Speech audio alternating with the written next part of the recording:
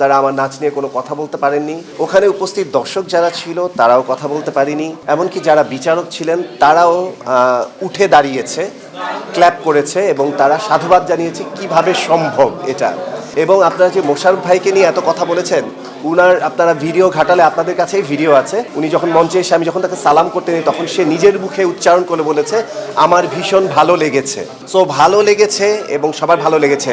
ভালো না লাগলে আমি যদি কোনো অপসংস্কৃতি বা উল্টাপাল্টা কিছু করতাম ওখানেই আমি রিয়াকশনটা পেতাম, ওখানেই রিয়াকশন পেতাম। এমন অনেক প্রোগ্রাম আছে যেখানে অর্ধেক নাচের পর নাচ বন্ধ হয়ে যায়, রাইট? তো আমার নাচ বা আমার প্রেজেন্টেশন যদি সেই রকম কোনো কিছু আপ টু দ্য মার্ক না হতো, হয়তো বা আমি মাঝপথেই স্টপ করে দিতাম অডিয়েন্স রিয়াকশনের পর। তো সেখানে জাজ থেকে শুরু করে প্রত্যেকেই সেটা সাধুবাদ জানিয়েছে এবং সারা রাত সেটা সাধুবাদ ছিল। পরের দিন থেকে হঠাৎ করে একটা নেগেটিভ কমেন্টস বা নেগেটিভ ক্যাপশন অন্যদিকে ধাবিত করলো ঘটনাকে ধাবিত করে আরফ খান কেন এটা নাচলো, আরফ খান কেন গয়না পরলো, এটা সেটা। তারপর কি বলে মোশাররফ করিম এটা কিভাবে করে সহ্য করলো, এই ব্যাপারগুলো আসলো। এই ব্যাপারগুলো এত সহজ, সুন্দর এবং সিম্পল ছিল যে ঘটনাগুলো পরের দিন গিয়ে ইচ্ছাকৃত একটা মহল এটাকে অন্যদিকে ধাবিত করলো।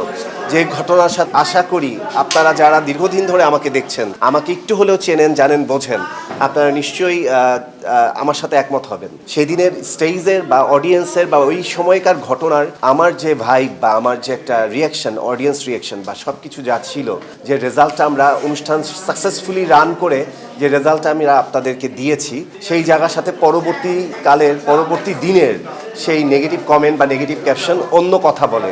সেটা দেখেই আর আমাদের দেশে একটা জিনিস হচ্ছে হলো চিল কান নিয়ে গেছে, সেটা এরপর আমরা কান না ধরেই চিলের পেছনে ছুটি।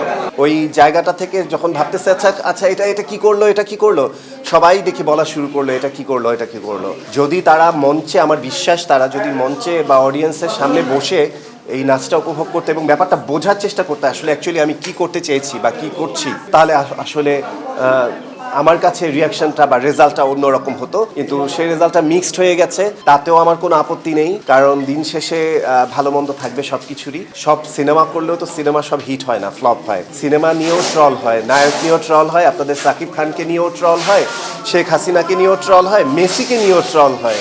আমি তো ক্ষুদ্র সামান্য একটা মানুষ, আমার এই নাচ হঠাৎ করে দেশে বন্যা নিয়ে আসলো, সো এটা নিয়ে কথা হবে, এটা খুব স্বাভাবিক বিষয়। বাট আমি একটুও বদার্ড না, এবং কারণ আমি জানি অ্যাকচুয়ালি আমি আসলে কি করতে চেয়েছি এবং আমি কি করছি, আমি কোনো রং করছি কিনা বা আমি কোনো ভুল কোনো উপস্থাপন করছি কিনা।